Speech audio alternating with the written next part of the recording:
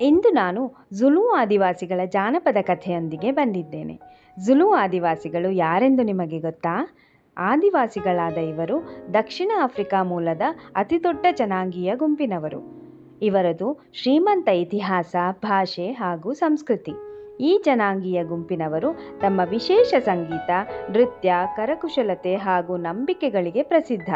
ಇವರಿಗೆ ತಮ್ಮ ಪೂರ್ವಜರ ಆರಾಧನೆ ಹಾಗೂ ಆಧ್ಯಾತ್ಮದತ್ತ ಒಲವು ಯಥೇಚ್ಛವಾಗಿತ್ತು. ಉಂಕುಲುಂಕುಲು ಜುಲು ಆದಿವಾಸಿಗಳ ದೇವರು. ಆತ ಸ್ವಯಂ ಅಸ್ತಿತ್ವದ ಸೃಷ್ಟಿಕರ್ತ. ಸರ್ವಶಕ್ತಿಯುತ ಈ ದೇವರು ಮಿಂಚನ್ನೂ ಸಹ ಹಿಡಿತದಲ್ಲಿಡುವ ಶಕ್ತಿಯನ್ನು ಹೊಂದಿದ್ದನು ಎಂದು ಹೇಳುತ್ತಾರೆ. ಒಮ್ಮೆ ಉಂಕುಲುಂಕುಲು ದೇವಲೋಕದಿಂದ ಎದ್ದು ಮನುಷ್ಯರು, ಪ್ರಾಣಿಗಳು, ಹಾವು, ಮೀನು, ಹಕ್ಕಿ ಇತ್ಯಾದಿಗಳನ್ನು ಸೃಷ್ಟಿ ಮಾಡಿದ. ಆಮೇಲೆ ಗೋಸುಂಬೆಯನ್ನು ಕರೆದು, ನೀನು ಮನುಷ್ಯರ ಬಳಿ ಹೋಗಿ ನಿಮಗೆ ಸಾವಿಲ್ಲ ಎಂದು ತಿಳಿಸುವಂತೆ ಆದೇಶ ನೀಡಿದ. ಗೋಸುಂಬೆ ಮನುಷ್ಯರತ್ತ ಹೊರಟಿತು. ಅದರ ನಡಿಗೆ ಬಹಳ ನಿಧಾನ. ಸಾವಕಾಶವಾಗಿ ತೆವಳಿಕೊಂಡು ಸಾಗುತ್ತಿರುವಾಗ ದಾರಿಯಲ್ಲಿ ಅದಕ್ಕೆ ಹಸಿವಾಯಿತು. ಗೋಸುಂಬೆಯು ಅಲ್ಲಿನ ಗಿಡವನ್ನು ತಿನ್ನುತ್ತಾ ಕುಳಿತುಕೊಂಡಿತು.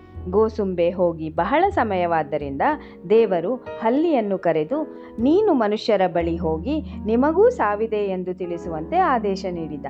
ಇಬ್ಬರಲ್ಲಿ ಯಾರ ಸಂದೇಶ ಮೊದಲು ಮನುಷ್ಯರನ್ನು ತಲುಪುತ್ತದೆಯೋ ಅದರಂತೆ ಮನುಷ್ಯರ ಹಣೆ ಬರಹ ನಿರ್ಧಾರವಾಗಲಿದೆ ಎಂದು ದೇವರು ನಿಶ್ಚಯಿಸಿದ್ದ. ಹಲ್ಲಿ ಗೋಸುಂಬೆಗಿಂತ ಮುಂಚೆ ಮನುಷ್ಯರಿಗೆ ಸಂದೇಶ ತಲುಪಿಸಿತು. ಮನುಷ್ಯರ ಸಾವು ನಿಶ್ಚಯವಾಗಿದ್ದು ಹೀಗೆ. ಜುಲುವಿನ ಜಾನಪದದ ಕಥೆ ಚೆನ್ನಾಗಿತ್ತಾ? ನನ್ನ ಕಥೆಗಳು ನಿಮಗೆ ಇಷ್ಟವಾದರೆ ಲೈಕ್ ಮತ್ತು ಶೇರ್ ಮಾಡಿ. ನನ್ನನ್ನು ಇನ್ಸ್ಟಾಗ್ರಾಮ್ನಲ್ಲಿ ಫಾಲೋ ಮಾಡಿ ಮತ್ತು ನನ್ನ ಯೂಟ್ಯೂಬ್ ಚಾನಲ್ಗೆ ಸಬ್ಸ್ಕ್ರೈಬ್ ಮಾಡಿ. ಮತ್ತೆ ಇನ್ನೊಂದು ಕಥೆಯೊಂದಿಗೆ ಬೇಗ ಬರ್ತೀನಿ. ಧನ್ಯವಾದಗಳು.